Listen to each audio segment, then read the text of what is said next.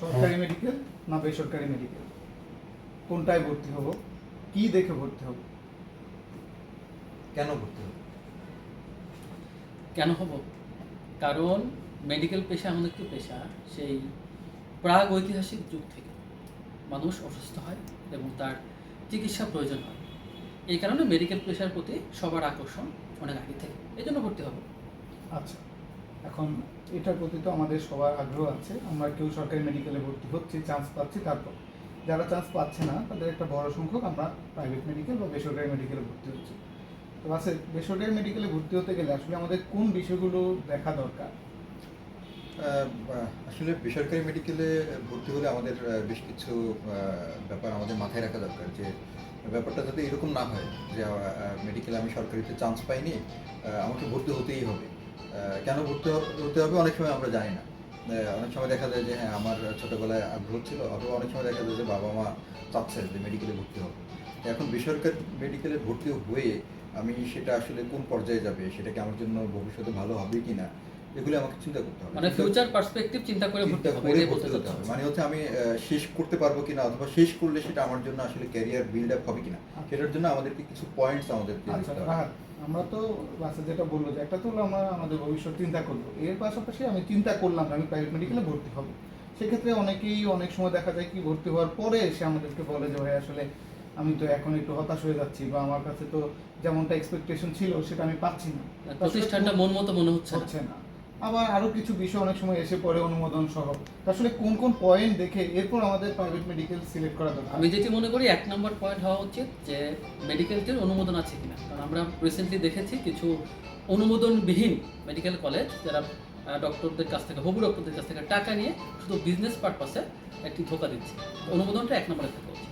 আচ্ছা, আর হচ্ছে যে মেডিকেলটার আসলে স্ট্রাকচারটা কেমন আছে, মানে ওখানে পড়াশোনাটা ঠিকভাবে হচ্ছে কিনা, ওখানে শিক্ষক যারা আছে তারা আসলে মানে পর্যাপ্ত শিক্ষক আছে কিনা, তারা কোয়ালিফাইড কিনা, তারা ক্লাস নিতে পারে কিনা, অথবা ক্লাসগুলি ঠিকভাবে হচ্ছে কিনা, এইটা জরুরি।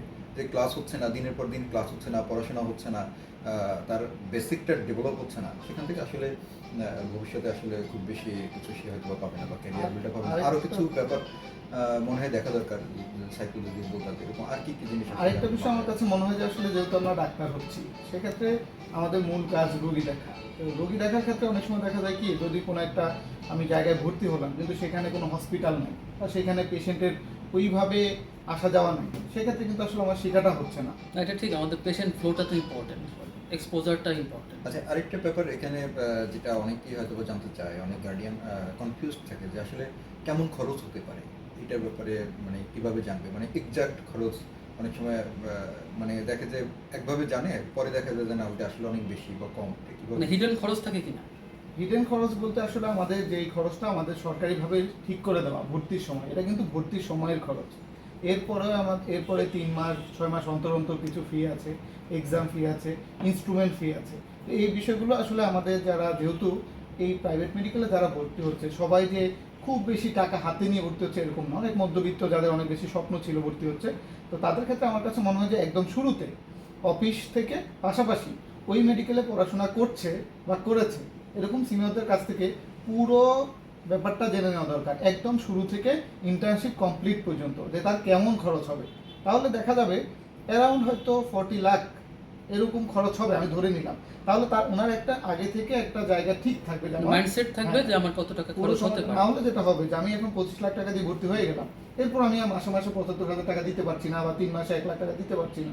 এতে করে ওই ফ্যামিলি পুরোটাই সাফার হয়ে যায়। এখানে একটা পজিটিভ দিকও আছে যে কিছু কিছু মেডিকেল কলেজ কিন্তু স্কলারশিপ দেয়, জি। তো সেটাও আমার মনে হয় জেনে নেওয়া যেতে পারে। হ্যাঁ, অনেকগুলো মেডিকেল কলেজেই কিন্তু মেরিট কোটা বা আমাদের মেধাবী স্কলারশিপ যেগুলো আছে, বিভিন্ন প্রোগ্রাম আছে, তবে সেগুলো পুরোপুরি জেনে নিতে হবে আসলে যে কোন কোন জায়গাটায় তারা ছাড় দিবে, কোন কোন জায়গাটা ছাড় দিবে না। আরেকটা প্রশ্ন আমার আছে যে মানে আমি যতই মানব সেবার জন্য ডক্টর হই, অর্থনৈতিক একটা ব্যাপার জড়িত থাকে। বিশেষ করে আমি যেখানে 40 লক্ষ টাকা বা সামথিং একটা ইনভেস্ট করছে, অনেক কিছু ফ্যামিলির অবশ্যই এরকম একটা ব্যাপার বা চিন্তা মাথায় থাকবে যে এই টাকাটা আসলে উঠবে কিনা। এটা তুমি বললা প্রথমে যে ভবিষ্যৎ পার্সপেক্টিভটা, ক্যারিয়ারের ভবিষ্যৎটা কেমন হতে পারে, এটা আগে জেনে নেওয়া। এটা তুমি প্রথমে, আমার মনে হয় বাসে যেটা জানতে মানে চাচ্ছি এমবিবিএস আসলে এর পরপরই আমাদের একটা ধারণা কি, আমাদের বাবা মা বা আত্মীয় স্বজনের ধারণা হলো যে আমি এমবিবিএস পাস করছি, আমার নামের আগে ডাক্তার হয়ে গেছে, হুম। মোটামুটি আমার এখন মানি ব্যাগ ফুল আছে। মোটামুটি মোটা টাকা আসে। হ্যাঁ, কিন্তু আসলে বাস্তবতাটা কি, আমাদের দেশের পার্সপেক্টিভ চিন্তা করলে যে আমি যখন ইন্টার্নশিপ করি তখন আমাদের সরকার থেকে 20,000 টাকার মতো দেয়। এখন হয়তো সেটা 20,000 টাকা, 15,000 আছে, 20,000 হবে। তারপর যখন আমার ইন্টার্নশিপ শেষ হচ্ছে তখন আমি কি হচ্ছে, একজন মেডিকেল অফিসার, কোথাও আমি জবে ঢুকছি। এই মেডিকেল অফিসারদের আসলে বেতন কত? যদি বাসে যদি বলে যে ঢাকা শহরে আসলে একজন মেডিকেল অফিসারের বেতন কত রেঞ্জের মধ্যে থাকে? 20 থেকে 30, 30, মানে সর্বোচ্চ হ্যাঁ। 30। এরকম। এরকম। আবার যদি সে পোস্ট গ্রাজুয়েশনের চান্সও পায়, সেটার জন্য তাকে অনেক পড়াশোনা করতে হচ্ছে। সেইখানে আসার পরে পোস্ট গ্রাজুয়েশন ঢুকার পরে তখনও তার ইয়েটা কত হচ্ছে, ভাতা কত হচ্ছে? 35। 35 জুলাই হবে। থেকে হবে। হ্যাঁ, 35 হবে। তাহলে তার মানে আমি কি দেখতে পাচ্ছি যে ম্যাক্সিমাম যেটা ইন্টার্নশিপের পরেও মিনিমাম 6 থেকে 7 বছর আমার ম্যাক্সিমাম ইনকাম হবে পার মান্থে 35।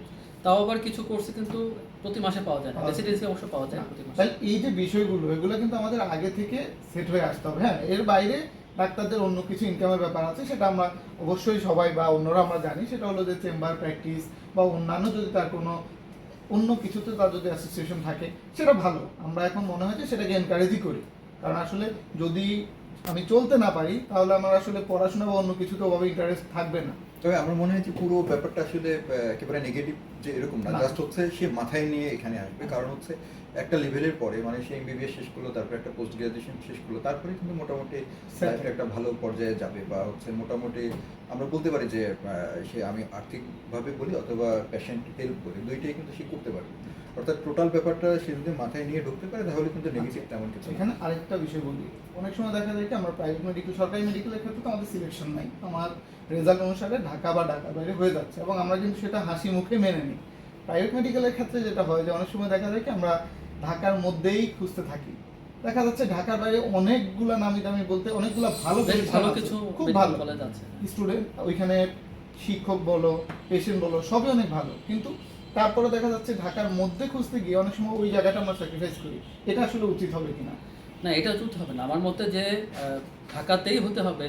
ঢাকায় বেশ ভালো কিছু মেডিকেল কলেজ আছে, এছাড়াও কিছু এমন মেডিকেল কলেজ আছে যেগুলো ভুইফোর্ড নামে পরিচিত, ভালো কলেজ না। কিন্তু ঢাকার বাইরেও বেশ কিছু প্রাইভেট মেডিকেল কলেজ অনেক সুনামের সাথে সার্ভিস দিয়ে যাচ্ছে, তো সেগুলোতে অ্যাডমিট হওয়া যেতেই পারে। সরকারির মতো চিন্তা করতে পারে, সে সরকারিতে দিলে যদি সে চট্টগ্রাম মেডিকেলে চান্স পেত বা ময়মনসিংহ মেডিকেলে চান্স পেত, সে অবশ্যই এখানে যেত। তাহলে এখানে কেন না, এখানে college সেটাই আছে। আমাদের আলটিমেটলি আমার যে টার্গেট, এটা যেহেতু আমার একমাত্র প্রফেশন বা এটাই যেহেতু আমার বাকি জীবনের জন্য জীবন এবং জীবিকা, তো সেক্ষেত্রে আসলে আমার মনে হয় যে প্রত্যেক বিভাগে কিন্তু আমি যতটুকু মানে দেখেছি যে বেশ কিছু একটা দুইটা করে মানে মিনিমাম ভালো মেডিকেল খুবই কলেজ ভালো আছে। medical college। তো ঠিক আছে, আমরা আসলে এটা একটু র্যান্ডম একটু আলোচনা করলাম। তাহলে আজকের সামারিটা যদি সাইফুল একটু বলে দিস। সামারি হলো যে আসলে আমাদের বেসরকারি মেডিকেল বা প্রাইভেট মেডিকেল আমরা যারা ভর্তি হব, যেহেতু আজকেই প্রাইভেট মেডিকেলে যারা ভর্তি হবে তাদের একটা তালিকা দেওয়া হয়েছে এবং তাদেরকে আগামী কয়েকদিনের মধ্যে এটা কনফার্মেশন করার জন্য বলা হয়েছে।